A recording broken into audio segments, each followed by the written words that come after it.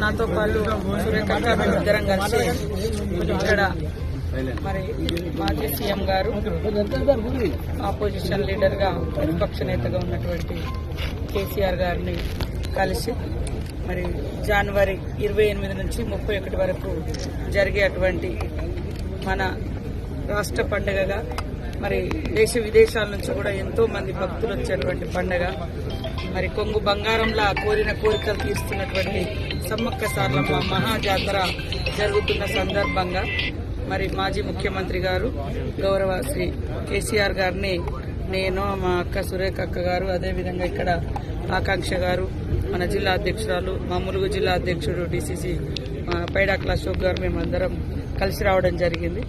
వారు మొన్న అసెంబ్లీలో అందరు ఫ్లోర్ లీడర్లకు అదేవిధంగా ఎమ్మెల్యేస్కి అందరికి కూడా ఆహ్వానం పలకడం జరిగింది. కాబట్టి ఆ రోజు మరి మేము కేసీఆర్ గారు టైం అడగడంతో ఈరోజు వారు మాకు టైం ఇచ్చారు. ఆ టైం ప్రకారం ఇలాంటి రాజకీయ సంబంధాలు కాదు, ఇది ఒక ట్రెడిషన్, ఒక సాంప్రదాయబద్ధంగా నిర్వహించుకునేటువంటి జాతర.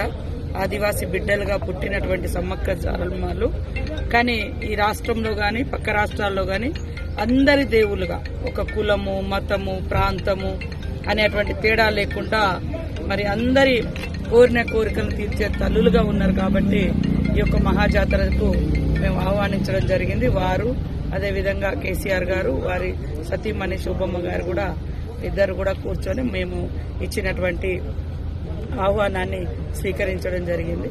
అదేవిధంగా పట్టు వస్త్రాలను కూడా మేము దేవుని తరఫున వారికి అందించడం జరిగింది. వారు కూడా సంతోషంగా స్వీకరించి రిటర్న్ మాకు కూడా ఇద్దరికి చీరలు పెట్టడం జరిగింది. సంతోషం. ఇది రాజకీయాలు మాట్లాడుకునే టైం కాదు, రాజకీయ వేదిక కాదు. ఇది మన రాష్ట్రంలో 96లోనే సమ్మక్క సారలమ్మ జాతరను స్టేట్ ఫెస్టివల్ గా ప్రకటించుకోవడం జరిగింది.